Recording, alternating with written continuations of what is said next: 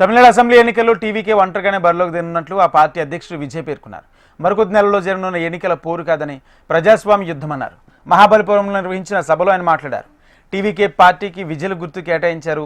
దీన్ని ఆయన అక్కడ ఆవిష్కరించారు. తమిళనాడు ఎన్నికల్లో ఒంటరిగానే విజయం సాధిస్తామన్నారు. అందుకు తగ్గ సైన్యం తమ వద్ద ఉందని తెలిపారు. ఇది ఎన్నికల పోరు కాదు, ప్రజాస్వామ్య యుద్ధమన్నారు. அதனால இந்த தீய சக்தியா இருக்கட்டும், இந்த ஊழல் சக்தியா இருக்கட்டும், ரெண்டு பேரும் தமிழ்நாட்டை ஆண்டவை கூடாது. அப்படிப்பட்ட இந்த கட்சிகளை உண்மையா தில்லா எதிர்க்கிற அந்த கட்ஸும் கெத்தும் நம்ம கிட்ட மட்டும்தான் இருக்கு.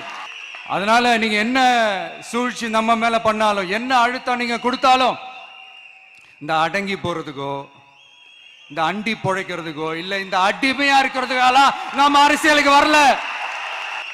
என் மண்ணுக்கும் மக்களுக்கும் யார் என்ன தீங்கு செஞ்சாலும் அதை எதிர்த்து அவங்க கிட்ட இருந்து நம்ம மக்களை பாதுகாக்கிறதுக்காக தான் நம்ம அரசியலுக்கே வந்திருக்கிறோம்.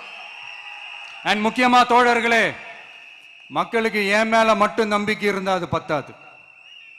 என் கூட டிராவல் பண்ற என்னோட எல்லா தோழர்கள்கிட்ட அந்த நம்பிக்கை வரணும்.